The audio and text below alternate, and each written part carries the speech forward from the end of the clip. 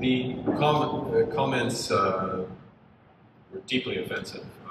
Terrible. This is a terrible lapse in judgment by Mr. Chiang. A terrible lapse in judgment. A terrible lapse of judgment. This is a lapse of judgment.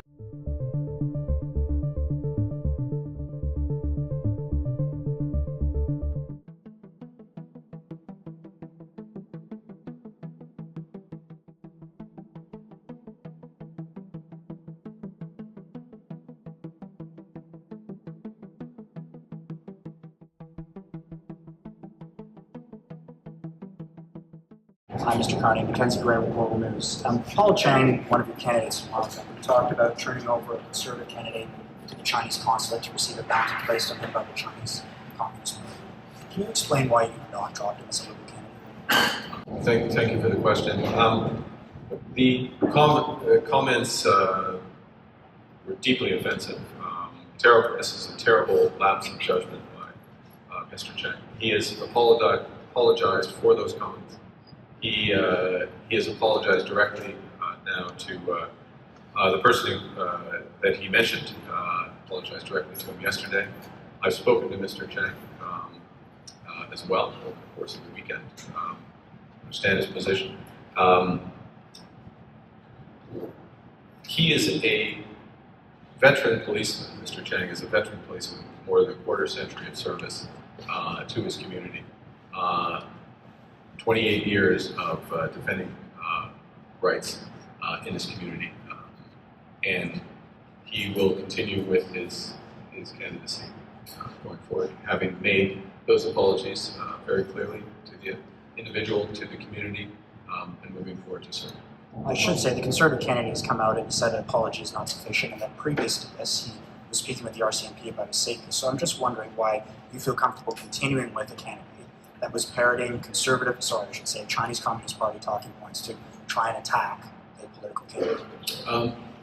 Look, this is a person of integrity who served his community as a senior police officer for, as I said, more than a quarter century. He's made a terrible lapse in judgment. He's made an apology for that. It's also an individual who has family in Hong Kong. He's under no illusions about the situation there, the situation in broader China.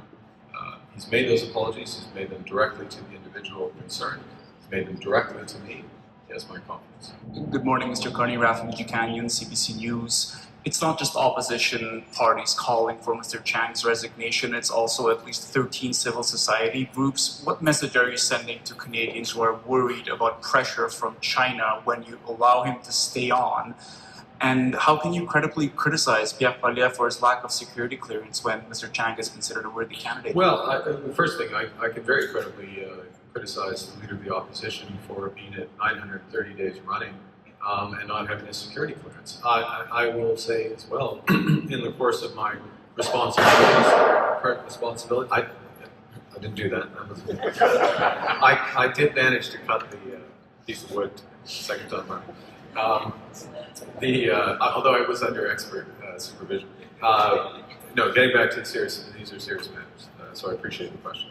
But in the course of my responsibility as Prime Minister, just yesterday, I received an additional briefing on foreign interference and potential matters related to that. Of course, I can't share any details of that. But it just underscored once again, I take my responsibility seriously, but the extent to which Leader of the Opposition does not and hasn't for more than 3 years. In terms of, but to go back to the specifics of your question, the situation. I deeply offended by those comments. As I said, they're a terrible lapse of judgment. I view this as a teachable moment. It underscores the respect with which we treat human rights in this country, the differences between Canadian society and other countries. This, after all, though, I will go back to the character of the individual who may have been lapsed over. This is someone who has served our community, has been on the front line of policing for almost 3 decades, and has been standing up for those rights and has that track record for it. He's made his apology, he made it to the public, he made it to the individual concerned, made it directly to me, and he's going to continue with his hands. Thank you. I notice multiple GTA area candidates behind you. If you're still standing behind Mr. Chiang, why isn't he standing behind you today? He has other responsibilities in his riding. We have multiple, but not every candidate. I know Yvonne Baker's off doing different things. Like, people are doing things. They're out talking to Canadians. Judy Trin, CTV News. Mr. Carney, I'd like to press you a little bit more on Paul Chiang. He lives in a riding that is 70% diverse, people of color. Half of that are people of Chinese ethnic origin, and of that population, about 20% are from mainland China.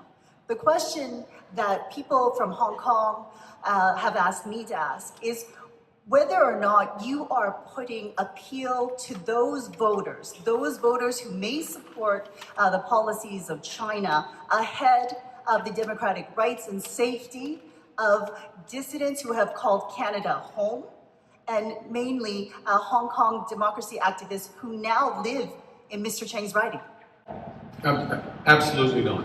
Absolutely not. Stand foursquare for rights, foursquare for our position, our very strong position vis-a-vis China, respect for Canadians and all rights of Canadian citizens, irrespective of whether they hold dual citizenship, to be absolute.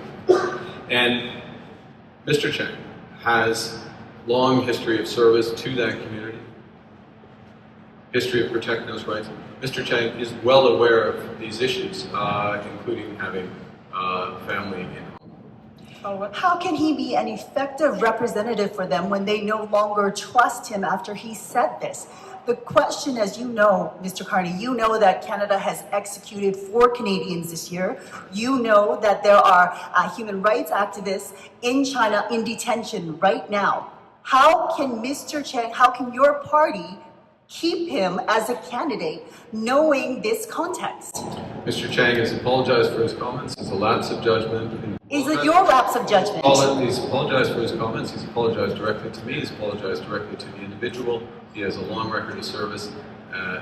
He's going to continue his candidacy.